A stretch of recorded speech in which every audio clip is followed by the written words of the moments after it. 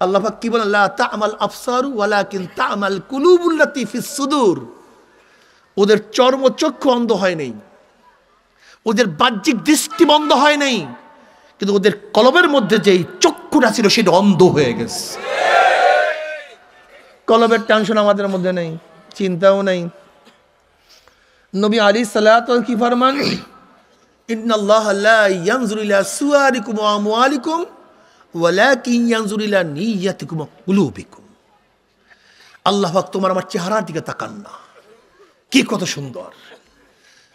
তোমার বিল্ডিং এর দিকে আল্লাহ পাক তাকাবার সময় নেই, তোমার গাড়ি বাড়ি দেখার সময় আমার মাওলা পাকের নেই, তোমার বাদশাহী দেখার মতো সময় আমার মাওলা পাকের নেই। আল্লাহ পাক তোমার ধন দৌলত, তোমার সম্মান ইজ্জত, তোমার টাকা পয়সার দিকে তাকান না। আল্লাহ পাক সব সময় তাকায়া থাকেন কোন দিকে? আস্তে করে।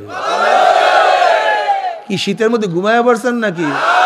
একটু জবান খুলিয়া বলেন, কিসের দিকে তাকায়া থাকেন? কলবের দিকে। ইন্না ফিল জাসাদি মুদগাহ ইযা সালাহাত সালাহাল জাসাদু কুল্লু ওয়া ইযা ফাসাদাত ফাসাদাল জাসাদু কুল্লু আলা ওয়াহিয়াল কলব। শরীরের মধ্যে, এই সিনার মধ্যে এটা কি আছে ভাই? গোশতের টুকরা। কি টুকরা? ওই গোশতের টুকরাটা যখন ভালো হয়ে যায়, গোটা মানুষটাই ভালো হয়ে যায়। আর গোশতের টুকরা যখন খারাপ হয়ে যায়, গোটা মানুষটাই খারাপ হয়ে যায়। গোশতের টুকরাটার নাম কি? কলবের চিন্তা কার মধ্যে নাই, ভাবনা নাই। নিয়তের অবস্থাটা কি? আজকে নামাজের অবস্থাটা কি?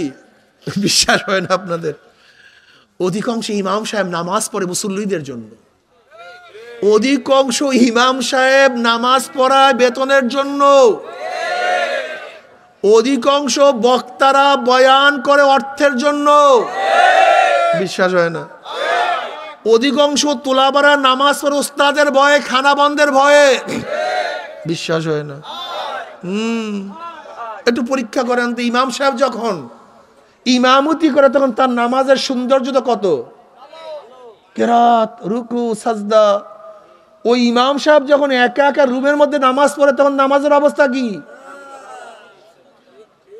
কারণটা কি? তুমি রুমের মধ্যে কার সামনে নামাজ পড়ছো? তাই মসজিদের মধ্যে? তাই দুই নামাজের মধ্যে এত পার্থক্য কেন?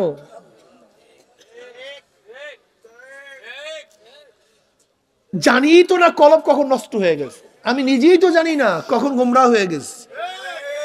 মূল সমস্যা তো এখানে।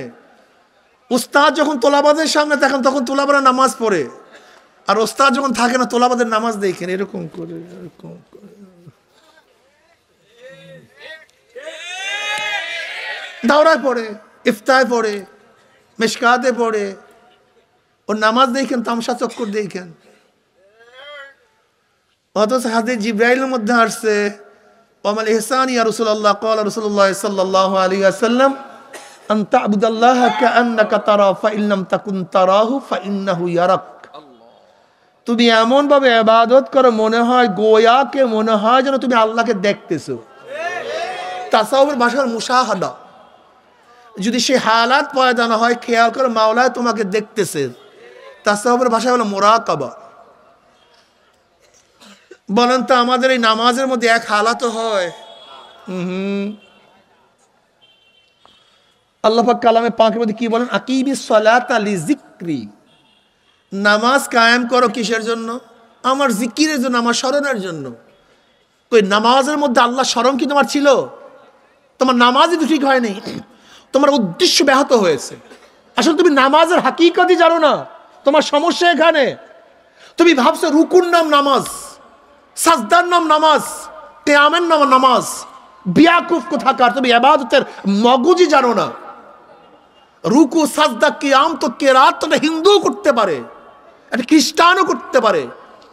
তুমি কি দেখো নাই কুমিল্লা ক্যান্টনমেন্টের একজন ইমাম হিন্দু 35 বছর ইমামতি করছে? কয় বছর? সে রুকু করে নাই, সাজদা করে নাই, কেরাত পড়ে নাই। আপনি কি বলবেন সে ইবাদত করছিল? তার মানে কি বুঝলেন আপনি? এই কিরাতের নাম ইবাদত, এই রুকুর নাম ইবাদত। ইবাদত শব্দ আসছে কোথার থেকে? আত-তরিকুল মুআব্বাদ, আত-তরিকুল মুআব্বাদ থেকে ইবাদত শব্দ। তরিকুল মুআব্বাদ বলা হয় কাকে? পদদলিত রাস্তা, যে রাস্তার মানুষ হাঁটে তার তরিকুল মুআব্বাদ বলা হয়। নিচু জায়গা, পরিত্যক্ত জায়গা, সম্মানহীন জায়গা, সেখান থেকে ইবাদত আসার উদ্দেশ্যটা কি? তার মানে ইবাদতের সময় আবেদ, ইবাদতের সময় আবেদ নিজেকে সবচেয়ে নিচু মনে করে। কি মনে করে? ইবাদতের সময় আবেদ সবচেয়ে নিজেকে তুচ্ছ মনে করে। যেরকম আমি আবেদ, আমার সর্বশ্রেষ্ঠ জায়গা কপাল, আর সবচেয়ে নিচের জায়গা হলো পাও রাখার জায়গা। সর্বোচ্চ জায়গাকে সর্বনিম্ন জায়গায় ঠেকাইয়া আমি কি প্রমাণ করতে চাই? আল্লাহ আমি কিছু না, আমি সবচেয়ে নিচু, আমি গোলাম, আমি নিস্তি, আমি ছোট, তুমি বড়, আমি গোলাম, তুমি মালিক, আমি তোমার বান্দা, তুমি আমার মাওলা। এর নামই তো সেজদার হাকিকত।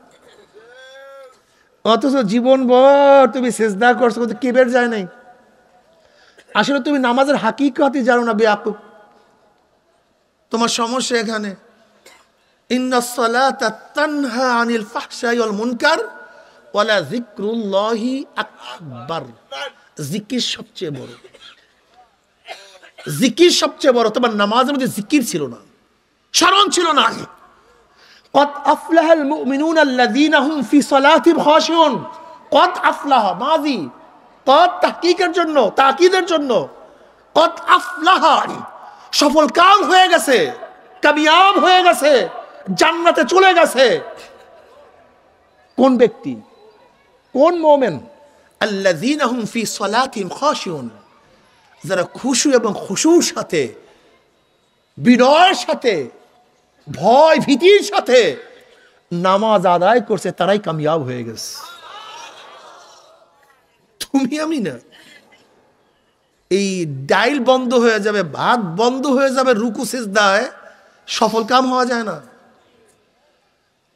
পয়সা বন্ধ হয়ে যাবে কেরাতে, সফল কাম হওয়া যায় না। ভালো বয়ান করলে ওজি আমার একটু পয়সা বাড়বে, এই বয়ানে মাওলা পর্যন্ত পৌঁছা যায় না। নাকি ভাই ভুল বললাম নাকি? কলব খুব মারাত্মক। আসলে সবচেয়ে বড় সমস্যাটা কি?